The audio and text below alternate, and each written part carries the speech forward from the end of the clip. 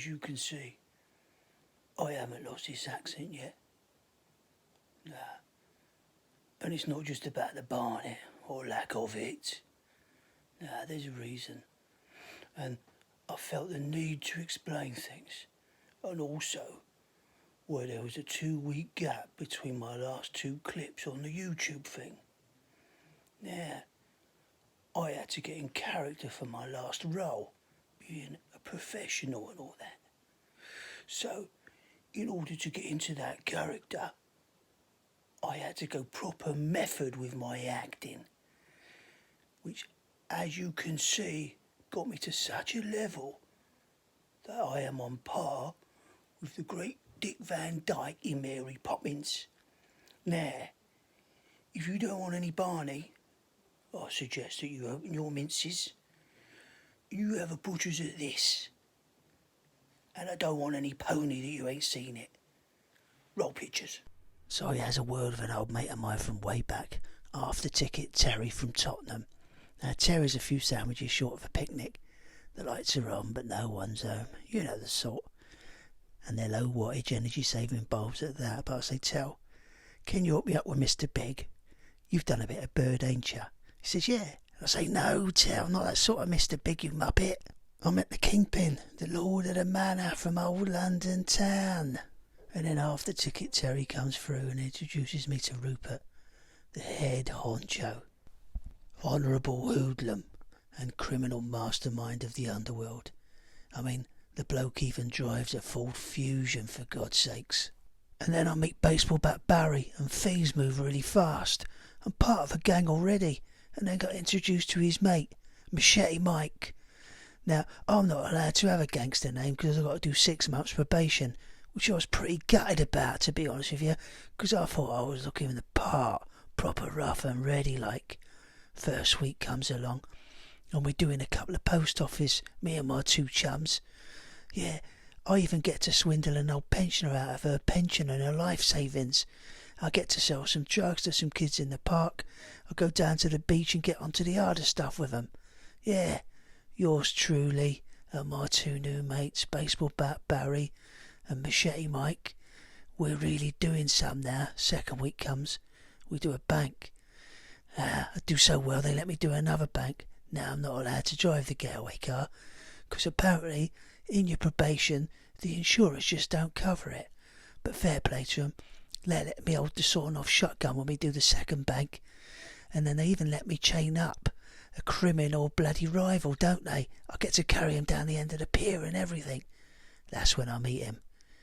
Harry the Bastard. Ooh, nasty piece of work. He deals in the import of illegal immigrants. He's pretty good at it as well, I can tell you. Now, I don't think Harry's his proper name. He's a proper bastard, though. It was proper hard work, I can tell you. I mean, I only done 2 weeks, but it was proper scary as well. But the good thing is, you got to have your cake, and you also got to eat your cake. It was lovely. It was full of lots of wine, and then lots of women. And what comes with wine and women? Yeah, a bit of song. We had some of that as well, didn't we?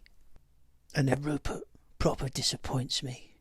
He gets me to do something that I'm ashamed of, with the help of his little sister, a pretty little thing who's working on the tills in Asda. He gets me to buy a trolley full of flipping toilet rolls. Yeah, I swindled a pensioner out of her life savings. Yeah, I sold some drugs to some kids. I robbed a couple of banks, so what? And I was accomplice to murder. But there's no way I'm going down for buying toilet roll in this day and age. It was Rupert's pretty little sister that grassed him up in the end, and he deserved it. He's gone into hiding now, and nobody knows where he is. And as for the others, well, me and Baseball Bat Barry are now friends on Facebook. And Machete Mike, he's doing an Elton John tribute act. He sometimes sends me funny clips on WhatsApp and things like that.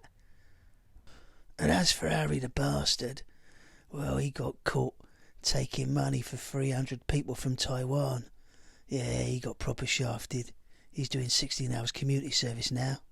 And my old mate Arthur Ticket Terry from Tottenham's doing a 6 stretch. Yeah, for hoarding tins of baked beans in his spare room. He's going to be 60 by the time he comes out. Poor bugger. And there you have it. All the events that led to me wearing my head upside down and talking in a strange voice.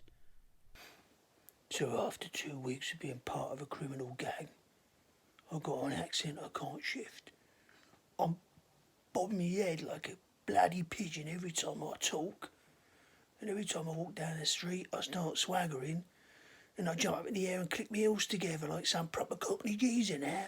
I don't know what's going on. Now, I'm proper ashamed of the toilet roll stuff. Now, I'm asking for forgiveness for that, but nothing else. Now, in order for me to try and get back on the mend, I'm doing the only thing I can. I'm having a bit of online counselling, taking medication, but apparently to lose that kind of extreme accent you get from joining a gang, you have to put yourself in isolation. So as you can see, I'm no longer on my wobbly table with a big clock behind me. Now I'm in my bedroom, ain't I? Trying to shift it. So wish me all the best, and I'll see you next time.